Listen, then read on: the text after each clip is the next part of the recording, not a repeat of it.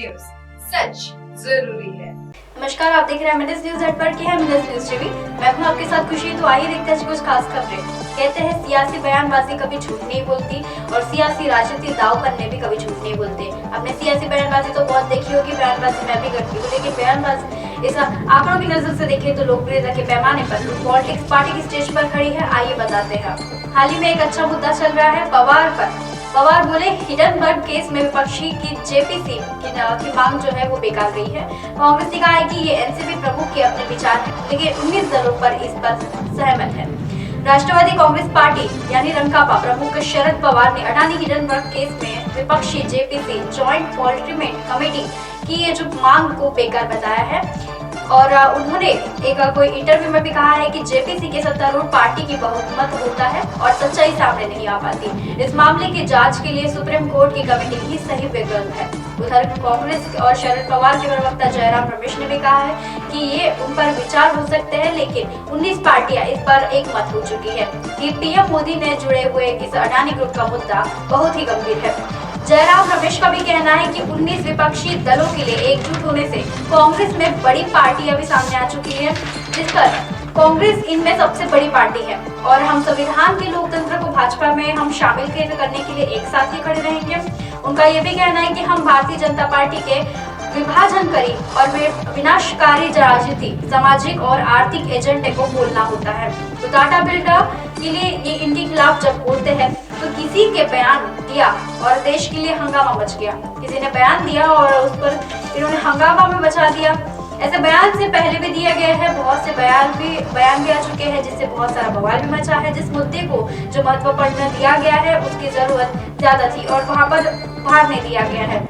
यह सोचने की जरूरत है कि मुद्दा किसने उठाया था। हमने बयान देने वाले का नाम भी नहीं सुना, बैकग्राउंड भी नहीं देखा है क्या है। ऐसे मुद्दे जब उठते हैं तो देश में बड़ा हंगामा खड़ा करते हैं। किसी की कीमत चुकानी पड़ती है तो किसी का और अर्थव्यवस्था पर बहुत जोर आ जाता है। कैसा असर पड़ता है ये भी बता दें कि हम ऐसी चीजों को नजरअंदाज नहीं कर सकते और ऐसा लगता है कि टारगेट ही वह बनाया गया था और ये सारा प्री प्लान था। जेपीसी पे सत्ता में के पक्ष में सदस्य बहुमत में होंगे। सच्चाई कैसे सामने आएगी? अगर सुप्रीम कोर्ट मामले की जांच करता है तो सामने आने से ज्यादा उनकी संभावना बढ़ जाती है और एक बार जब सुप्रीम कोर्ट जांच समिति की घोषणा करती है तो जेपीसी की कोई भी जरूरत नहीं होती। एक और अपडेट सामने आ रही है तेलंगाना भाजपा अध्यक्ष बंटी संजय कुमार को लेकर।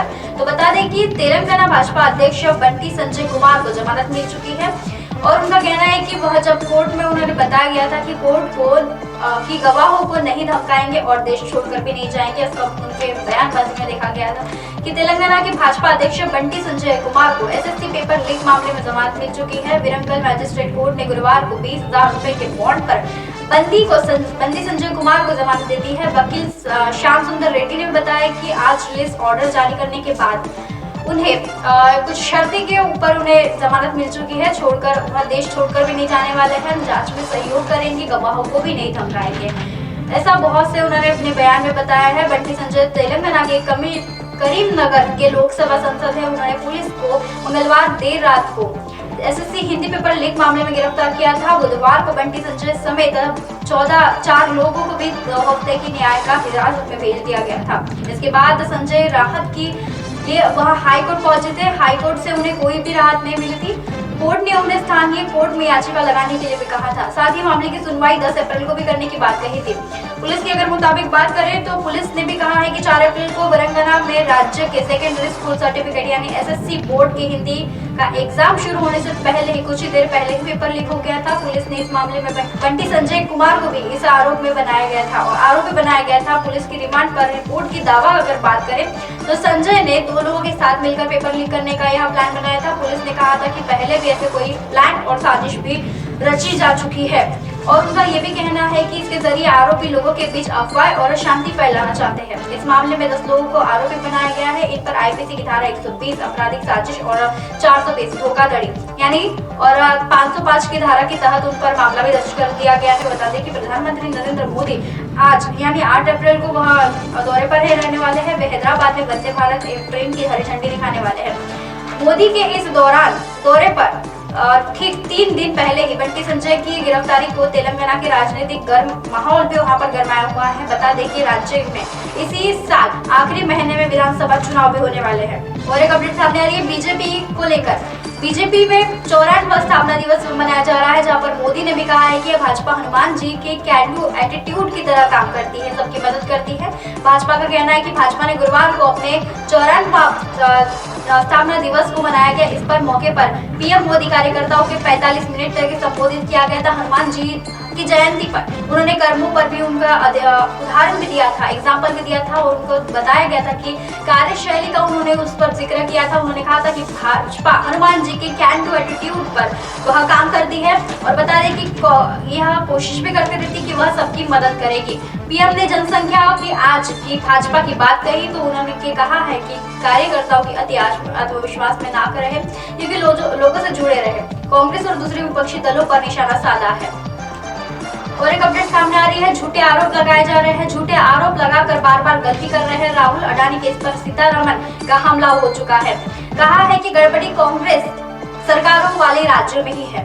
कांग्रेस वित्त मंत्री निर्मला सीतारमण ने अडानी मुद्दे पर प्रधानमंत्री नरेंद्र मोदी पर झूठे आरोप लगाने के लिए आज कांग्रेस नेता राहुल गांधी पर जमाकर उन्होंने निशाना साधा है। निर्मला का कहना है कि राहुल इस तरह के आरोप लगाकर बार बार गलती कर रहे हैं। उनका ये भी कहना है कि राहुल इस तरह के आरोप लगाकर बार बार गलती कर रहे हैं। उन्होंने कहा है कि केरल के कांग्रेस सरकार की थाली में सजाकर विक्टिम पोर्ट को भी अडानी समूह को दे दिया गया है। यह फैसला किसी टेंडर के आधार पर नहीं दिया गया है। राजस्थान में अडानी कंपनी में एक और ऊर्जा सोर्स प्रोजेक्ट को भी ओपन कर दिया गया है। राजस्थान में जब अडानी पोर्ट कंपनी का ये जो एक सौर ऊर्जा प्रोजेक्ट दिया गया था, तब वित्त मंत्री ने भी कहा था कि अगर कोई गड़बड़ी रही तो कांग्रेस नेतृत्व वाली सरकारों में ही होगी। पर राहुल गांधी ने इस बार एक शब्द नहीं बोला। राहुल सबक भी नहीं सिखाते। और बता दें कि बेंगलुरु के प्रेस कॉन्फ्रेंस में निर्मला ने भी कहा है कि अगर राहुल गांधी पर वास्तव में सोचे तो अडानी को ये सब कुछ अनुचित लाभ दिए गए हैं। ये तो सच ही नहीं है। निर्मला का ये भी कहना है कि हमने देखा है कि 2019 के चुनाव में, बता दें कि 2019 के चुनाव में उन्होंने ऐसे भी आरोप लगाए थे और बाद में उन्होंने आरोप भी लगा रहे थे कि राहुल ने इन झूठे आरोपों से कई सबक भी नहीं सीखे हैं। एक पर एक बयानबाजी सामने आ ही रही थी। तभी सीतारमण ने भी कहा है कि 2019 में राफेल के आरोप में जब राहुल ने बयान दिए थे तब उन्होंने सुप्रीम कोर्ट से मांगनी भी माफी थी, लेकिन उससे पहले ही आरएसएस के खिलाफ उन्होंने गलत बयान देने पर लिखित माफीनामा भी दे दिया था। आज राहुल गांधी के कहते हुए गांधी मैं सावकार नहीं हूँ। क्या उन्हें याद है कि उन्होंने कब माफी मांगी थी?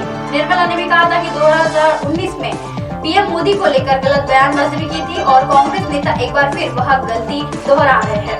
राजनीति का सिलसिला ऐसा ही चलते रहेगा। कल फिर मिलेंगे इसी समय इसी जगह। तब तक देखते रहिए एमएनएस न्यूज़ नेटवर्क। नमस्कार।